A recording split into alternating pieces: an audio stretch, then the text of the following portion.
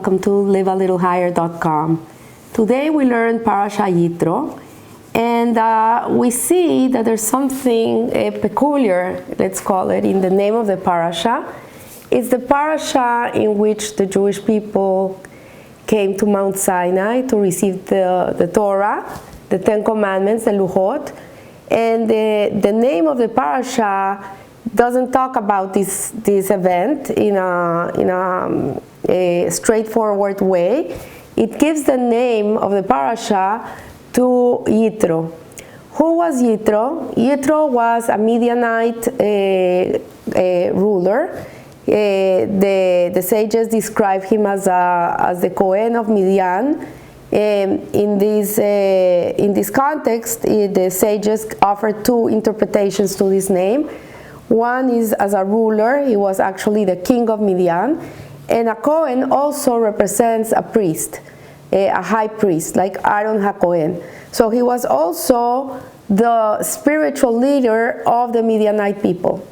And Yitro was a person that used to idol worship every idol that existed in the world. He tried every religion that was available at the time. He prayed to every deity that you could ever imagine.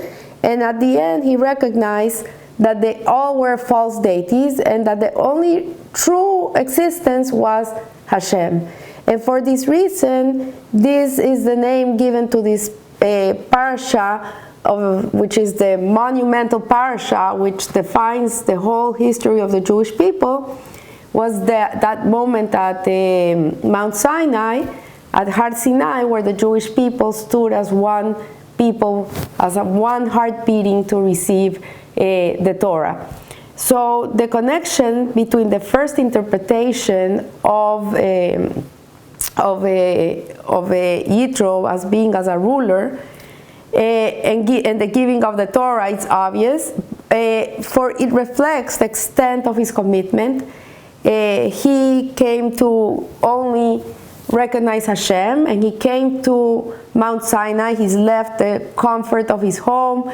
He left his wealth and everything that he had achieved during his lifetime, and he traveled to the desert and to hear the words of the Torah. The second interpretation is a little problematic, that it says that he was the priest, and our sages teach that it is forbidden to tell a convert, remember your previous deeds. So in the Torah, halachically, when a person converts, you can never tell them, oh, but you used to worship this and this and this and this. So let's resolve this question and why he's described in such a way. And for this, it is necessary for us to understand the source of idol worship, of Avodat Zarah. And the Rambam writes that during the time of Enosh was the time between Adam and Noah. He was actually I don't remember if it's the son or the grandson of Cain. Mankind had made a big error. And they said that God created the stars, and he created the spheres and the luminaries and everything that he created in the world. He created it so it would control the world. The weather, Mother Nature, the trees, everything was created in order to control the world. And he placed them on high and treated them with honor. Accordingly, it is fit for man to praise and glorify these entities. It's the Jewish people, every 15th of the month, when the moon is full, there is a prayer that is done, which is called the Birkat Halavanan, and men are looking into the sky to make sure that they're going to see this moon, and they're going to go out and say a blessing on the moon. But they don't pray to the moon. They say a blessing on the moon. The same happens when you see a rainbow, or when you see lightning, or listen to thunder. There's certain blessings that we do when we see the force of the nature. But this doesn't mean that we give force to these forces and that we believe that these forces are the ones that control the nature. So our sages comment, there is not a blade of grass on this material plane that does not have a spiritual force compelling it to grow.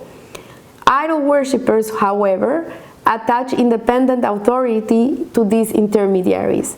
The difference between the Jew and the idol worshippers is that the Jew does not give the force to the intermediary. The Jew understands that the intermediary is by decree of God acting according to Hashem's will. It's not that they are independent from their source, they're not independent from Hashem, and they have zero influence in the world, unless Hashem decrees that they should.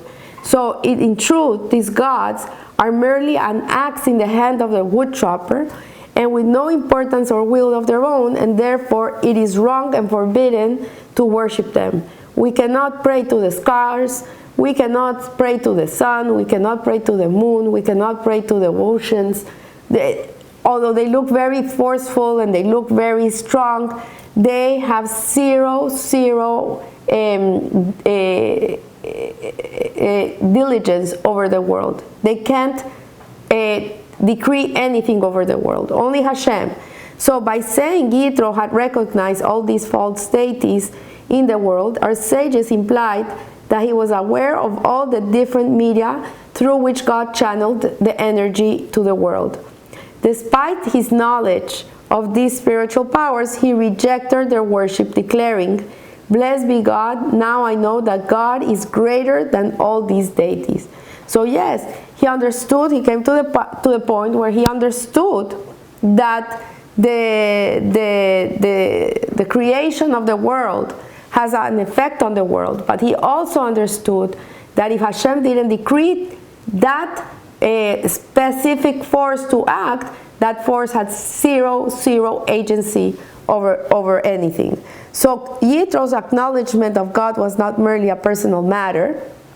His words of praise brought about the revelation of God in his glory in the higher and in the lower realms.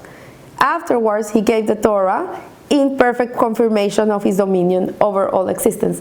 So the parasha is named after Yitro, because before Yitro there was no understanding of the world as connected to Hashem. The higher realms were the higher realms, the lower realms were the lower realms, the oceans, anything that had to do with this world had agency over the world. But this Yitro, he by himself, just like Abraham did 1,000 years before, he by himself acknowledged of God, he expressed the purpose of the giving of the Torah. So because he was this one person that stood apart from everybody else, he had been involved in every idolatry that existed in the world, and suddenly he flipped and he said, no, I don't believe in this anymore, because he was this individual that changed the perception of God in the world that was not a godly world, even to the Jews of the time. He helped them change their views, because they came from an idolatrous nation. The Egyptians were highly idolatrous. It's more, they say that the Jewish people had fallen to the 49th degree of Tuma, of impurity. One more degree, and that was a degree that would have been the end of them. What it says is that his individual acknowledgement of God expressed the purpose of the giving of the Torah. So this prepared the macrocosm, the world at large, for such a revelation. So he was part of the, let's say, influencer of the time that prepared the moment for the revelation of the Torah. So to explain, the Rambam states that the Torah was given solely to create peace in the world, and yet peace is not the purpose of the Torah. The Torah's existence. We know that the Torah is a blueprint of creation. It was created before the world was created, before there were wars, before there were people, and the Torah existed for the purpose of giving Hashem's wisdom, because the Torah is Hashem's wisdom. This is, if you want to understand Hashem, you want to understand how He thinks, you learn Torah. So that just as God transcends the concept of purpose, so too does the Torah. And the Rambam, however, focuses not on the purpose of the Torah itself, but on the giving of the Torah. So the giving of the Torah is different than the purpose of the Torah. The giving of the Torah was to bring peace amongst people. He explains, the Rambam, that the Torah was given not merely to spread divine light, but to cultivate peace. And so we know that that peace refers to harmony between opposites. Every day when we do the Amidah, the Shemone Esrei, the silent prayer, we say at the end, Oseh Shalom Bimborah, Uyase Shalom Aleinu, Ve'al Kol Israel Bimbru Amen. He, God, the God that makes peace between heaven and earth. Because there's opposites, and Hashem created a world of opposites. You have the light, you have the dark, you have the cold, you have the hot, you have the spicy, you have the sweet, you have light, you have darkness. You have a dichotomy. You have, all creation has an opposite. And so in an ultimate sense, it refers to the resolution of the dichotomy between the physical and the spiritual. And the forward movement enabling a world in which God's presence is not outwardly evident to recognize and be permeated by the truth of His being. So on the verse, the heavens are the heavens of God, but the earth He gave to the children of man, our sages explained that originally there was a divine decree separating the physical and the spiritual. We know that before the giving of the Torah, there was no synergy between the spiritual and the physical. What was physical, what was spiritual, and they didn't mix. We know from the Torah that our patriarchs, they used to keep the Torah before the Torah was given. They kept Shabbat, they kept Kashrut, they kept Pesach, they ate matzahs. Before the Exodus happened, they did Brit Milah. But the moment they did the act, that was it. There was no effect on the physical world towards the spiritual action. We know that they put on tefillin, they would wrap around their arms a piece of leather, then they would throw it into the ground. It meant nothing. This strap of leather that they had used to do this act of prayer was not permeated with holiness. This is what it means. But today, after the giving of the Torah, the whole material world that is permissible for a Jew, everything that we can use in the world, like we can use our money, we can use clothes, we can eat, all these things that are permissible, that are in the realm of the Klipa Noga, that's the name of it, and they can be elevated. Once you use it for the sake of heaven, like if you're gonna drink a glass of water and you do she'akol niyeh bidbaro, you do the prayer before you drink water, recognizing that God is the giver of all goodness to us, then the sparks of holiness that are contained in the water elevate to the higher realms. So it is to make the ordinary extraordinary. That's what we do. So moreover, true peace involves more than mere negation of opposition. The intent is that the forces which were previously at odds should recognize a common ground and join together. So today, we live in a world of extremes. Let's say we're in the world of extremes right now, in this time of this era of time. Like you have the left and the right, and the religious and non-religious. I know people that when they're gonna date, they ask the person what is their affiliation, what are they, Republican or Democrat, and depending on this, they go out with the person or not. This is not peace. This is not peace. This is dichotomy. This is opposites. So what he's saying, the Rebbe, in this Siha, is that the way in which people can come to peace, to be in peace, is not to negotiate if I'm right or you're right, if I'm wrong or you're wrong. who is right. This is not what brings peace. What brings peace is to recognize that even if we are different, and even if we think in a different opposite directions, there is always common ground between us that we can join together. Like, for example, we all need to work, we all need to sleep, we all need to eat, we all need to have a home. This is common ground. If you're one side or the other, everybody, religious, not religious, we all have the same needs.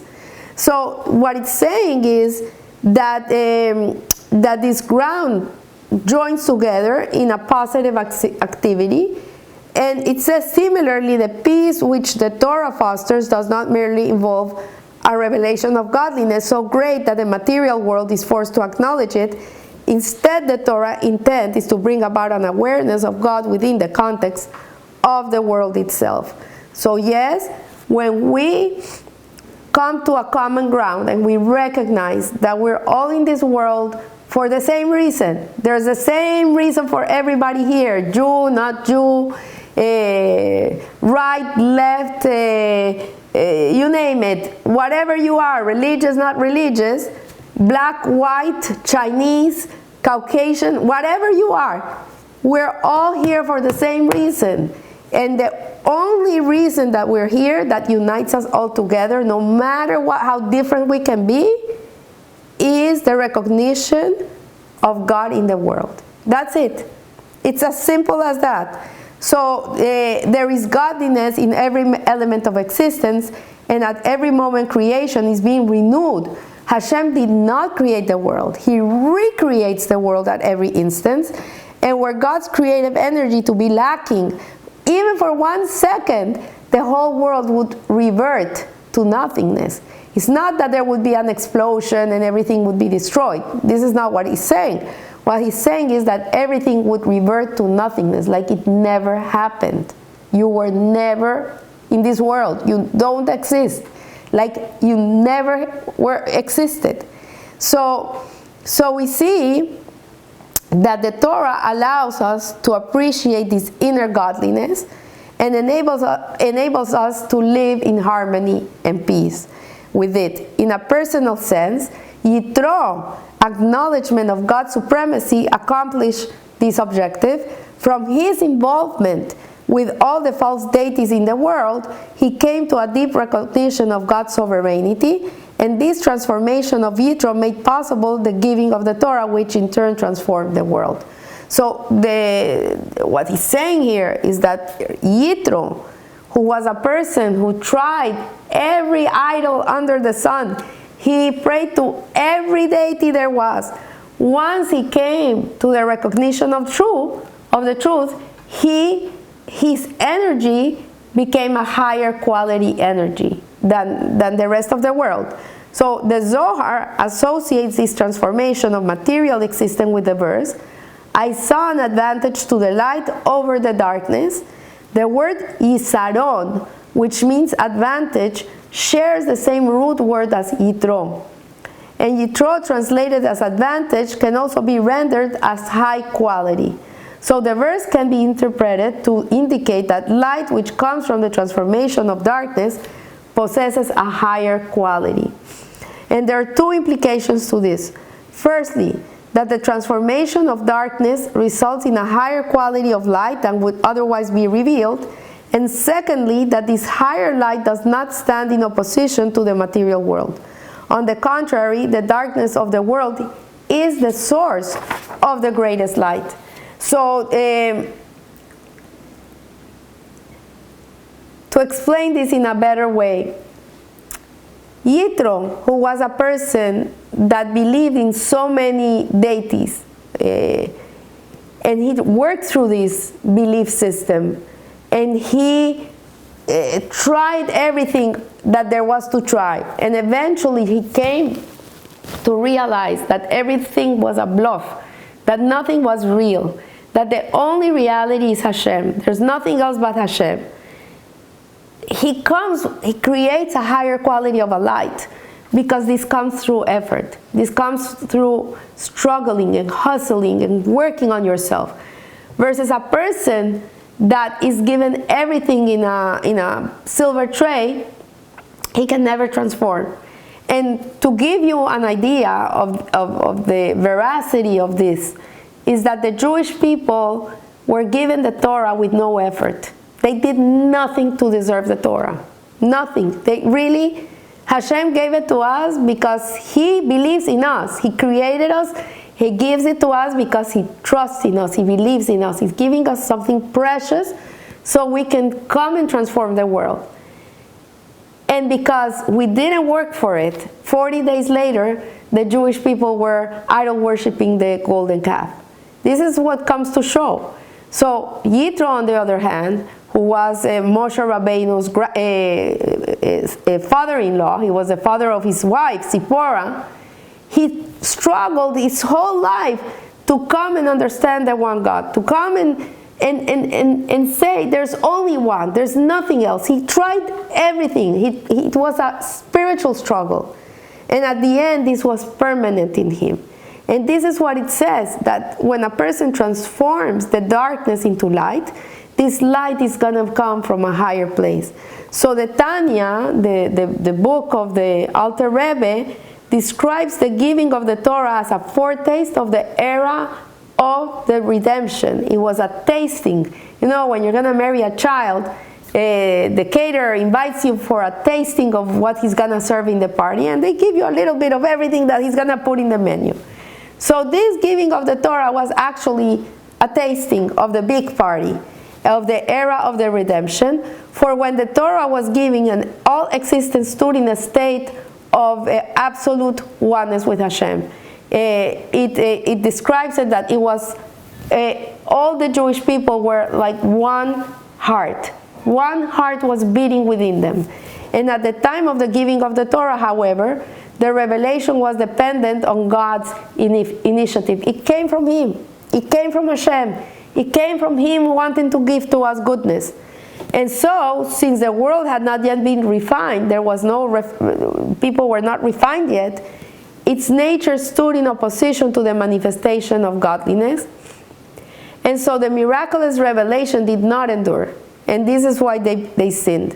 In the centuries that followed, however, mankind observance of the Torah and its mitzvot has slowly woven into godliness, into a fabric of the world. So later on, they had to go into the land of Israel, and they had to work, and they had to work the land and produce the produce and refine the wheat and sell it and make business. So all these things that we go through as the natural way of life, people get up, they go to work, they make money, right? In reality, you're not making money, you're only going to work. By you getting up and going to work, Hashem is the one that gives you the money. Nothing has changed. We're the same. In the desert, Hashem fed the people 40 years with the manna. They didn't have to do anything. They just had to get out of their tent and pick it up. That was it. Today, we have to do our own hishtadlut, our own effort, just as they had to get out of the tent and pick it up. Today, a person has to wake up and go to work. But the manna, nevertheless, is given to us by Hashem. No matter how hard you work, no matter how many hours you put into it, no matter how much degrees and master degrees and all the things that you have to be an incredible businessman, at the end of the day, whatever you get is not up to you. It's up to Hashem. So in this sense, nothing has changed. But what has changed is that Jewish people and the people that work for Hashem, that keep the 7 Noahide laws, they're doing mitzvot. And through the mitzvot, they are moving slowly this idea of God, of God's relevance in our lives. So in the era of the redemption, the dichotomy will be permanently dissolved, and we will realize that our world is God's dwelling. When Mashiach comes, everybody's gonna recognize Hashem. Everybody's gonna say, there's only God. Only God. He's the one that feeds me. He's the one that keeps me healthy. He's the one that gives me intelligence. If I give tzedakah, if I give charity, it's only because He's kind to me and He gives me kindness to be able to give kindness. And this awareness of God is what defines the Geula, the redemption. When people don't recognize God, this is exile. And until we don't all come to this realization, some people, even if they're living in the exile, they're going to be redeemed. They're going to live as free people and waiting for the others to really catch up with us and be able to see Hashem in their lives. So I want to wish you a blessed week, and remember, live a little higher. Thank you.